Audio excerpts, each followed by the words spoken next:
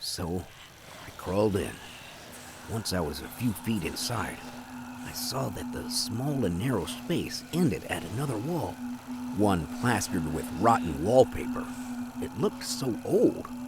I guessed it was probably part of the original hotel. The dark, patterned carpet was dotted with stains, which seemed to be contributing to at least part of the strong smell. As I backed out, I thought I heard a faint whisper coming from behind the old wallpaper in front of me. If you want to see how I ended up in this situation, listen to the whole story. I'm sharing this because if I don't come back, well, the more people that know what happened, the better. Maybe then someone will finally believe us. Every year since our college graduation, my best friend Liz and I would go on vacation together and visit a new city. As we were planning the trip for late summer of 2021, she got an email saying she'd earned a free week-long stay at a hotel. She tends to travel a lot for business, so it's not too unusual for her to get a free night every now and then. One of the locations she could redeem it at was somewhere we hadn't been before, and it looked ritzy. It sounded perfect. As soon as we walked into the lobby, though, something felt off. I don't know how to explain it either, other than it had weird vibes.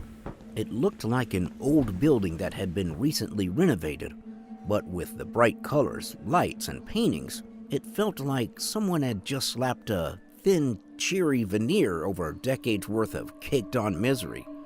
The air just felt heavy. Liz didn't seem to notice it, at least not at first. The guy at the check-in desk stared at us for a while before muttering that he needed to talk to his manager. We were a bit worried that we were about to hear that the email she'd received had been a scam, but to our relief, he came back with a grin and said that they'd upgraded our room. The city skyline and faint mountains in the distance that we could see from our window won me over. The first day was fine, but when I woke up the next morning, Liz was sitting motionless in her bed, her back to me. Liz? Liz? Liz? I repeated her name several times before finally walking over to tap her on the shoulder. Hey! She finally turned to me and spoke quietly, as if someone might be listening. Did you hear it last night? I shook my head. Oh. She looked embarrassed for a moment, like she was unsure if she should continue.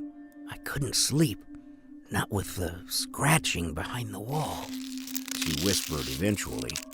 I don't like it. I'm a heavy sleeper, a bit too heavy, honestly.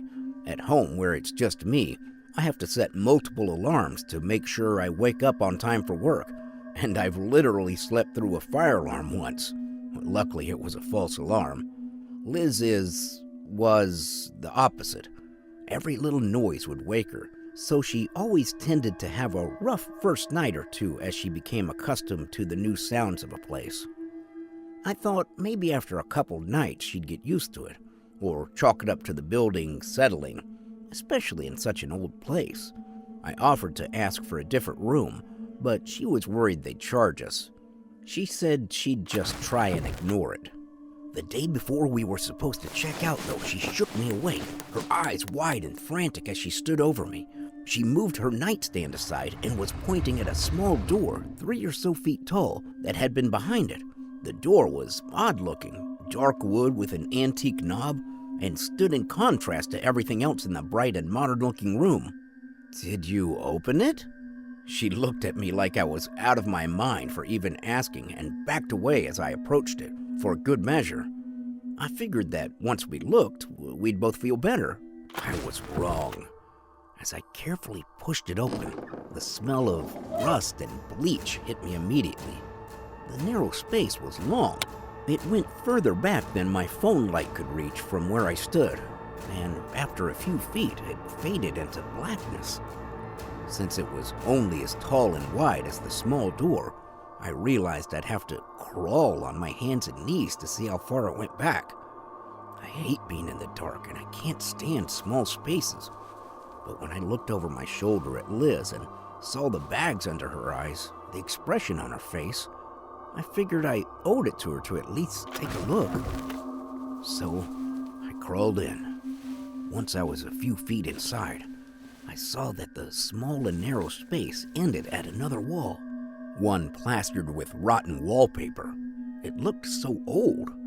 I guessed it was probably part of the original hotel. The dark, patterned carpet was dotted with stains, which seemed to be contributing to at least part of the strong smell. As I backed out, I thought I heard a faint whisper coming from behind the old wallpaper in front of me. As soon as I was all the way out, I had to fight the urge to slam the door and run. It felt so wrong in there. I wasn't sure what the purpose of that space had been, but even then, I knew it was nothing good. "Hey," I whispered as soon as the door was closed, as I tried nonchalantly to move the end table back in front of it. "Why don't we pack up? We can find a different hotel for tonight." She seemed a bit calmer and said she could hang in there for the final night. After having been in that small space behind our wall, the thought of sleeping there another night honestly freaked me the hell out. But I figured that if she could make it through the last night, then so could I. After we turned out the lights that night, I remember seeing her dark silhouette sitting on the edge of her bed, motionless, until I fell asleep. And that was the last time I ever saw her. When I woke up, it was almost noon. Both of our alarms were blaring. We were supposed to check out hours earlier. My confusion quickly turned to panic when I realized Liz wasn't in the room. Her suitcase, purse, phone, everything was still there. The main door was locked and chained from the inside, too. At first, I couldn't think of where else she could be, until it hit me. There was one place I hadn't checked. The nightstand was still in front of the door, but I was fairly certain it was in a slightly different spot than we had left it the day before. Reluctantly, I slid it aside. "Liz?" No answer. She wasn't there. I did see, though, what I thought had been a wall was open slightly.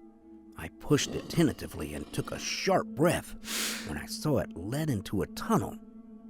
It went so far back, far beyond the reach of the beam of my phone light.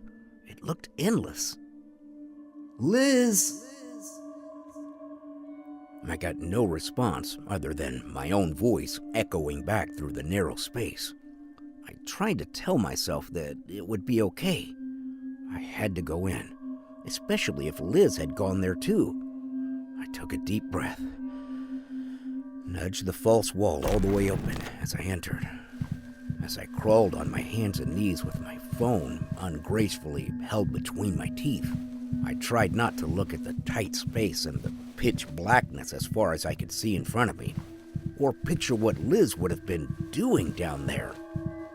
I tried not to focus on the streaks of nearly dried blood along the floor. I had to keep going. I knew that Liz would do the same for me. I realized that I wasn't even sure how long she'd been gone for. I promised myself the walls were not shrinking around me. It was my imagination, that this dark expanse couldn't go on forever, and eventually the tight darkness would end. I kept repeating it to myself over and over as a mantra, just trying to keep myself going, to try and distract myself from the feeling of despair that seemed to fill the place. After what felt like an eternity, the tunnel ended, opening into a room without lights or windows, but it was at least large enough that I could stand and stretch out my cramped muscles. All I could make out was wall-to-wall dark, crumbling bricks, and a weak-looking set of stairs that led above and below. It was so quiet there, so eerie. It was easy to forget that I was in a city packed with people, still inside a bustling hotel. When I shined my light upwards into the pitch blackness above my head, I could see the stairs leading to other platforms like the one I was standing on. It looked like the rooms above and below ours had similar tunnels. The smell of bleach had long been replaced by the scent of mildew and old things. It felt so wrong back there in a way that I couldn't put my finger on, that I couldn't help but shiver when I was wondering why it had been designed this way. What had it been used for? I assumed the stairs to the tunnels above me all led to other rooms, so I went down, the protesting metal echoing up into the huge empty space above my head. I finally reached a heavy door. After being in the dark so long, the bright sunlight hurt my eyes when I opened it. I was looking into the back alley outside, around the corner from where the hotel seemed to end. The door was covered with the same bricks as the rest of the building. It was so discreet that when I closed it behind me, it blended in perfectly with the wall outside. I remember running back inside and bracing myself against the counter while I tried to convey what I'd found to anyone who would listen. I still have the image in my mind of how the dried blood on my palm stood out starkly on the white marble. It was all I could focus on as the manager tried to calm me down. He said Liz probably just wandered off. People go off on their own all the time to explore the city, he told me. She'd likely come back later. She never did.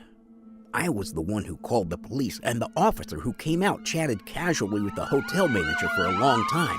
They checked the room, I showed him the door, but he didn't seem concerned. He just repeated what the manager said. I was hysterical and pointed out that her purse and her phone were still in the room. She hadn't even taken her shoes. It's not uncommon. He was leaning in a bit too close. A warning less subtle than his words was written across his face. For people to visit a city like this and never leave. I drove around for hours, asking shop owners and people outside if they'd seen her. None of them had. Eventually, I had to go home and back to work. The official story is that she just left of her own volition. I don't believe it. Neither does her family or fiancé. Every so often, he and I would drive up there, just on the off chance that someone had seen her, but we'd always get the same answer. He's the one who had the idea to book the same room again to see what we could find in the tunnels. He must have called dozens of times. He'd tried to make a reservation, ask for room 347, or if any of the ones directly above it are available, and they'd always tell him no. We hadn't lost all hope, but we certainly lost most of it. Until a few days ago. I received an email invite letting me know I'd earned a free week, just like the one Liz received 2 years ago. I went to check in, and after looking me over, the guy manning the desk said he needed to get his manager. The manager, the same one as before, came out in person, and I was so worried he would turn me away, but he simply smiled and informed me that my room had been upgraded. I'm sure you can guess my room number. I've been trying to stay awake each night, although after everything that happened, I wouldn't be able to fall asleep here even if I wanted to. Every night, I've just been sitting in the dark, listening to the sounds coming from behind that awful door. Sounds that I could almost swear are a bit louder, a bit closer, each night. I'm supposed to check out tomorrow morning. I have a feeling that tonight, I'd finally find out what happened to Liz. Wish me luck.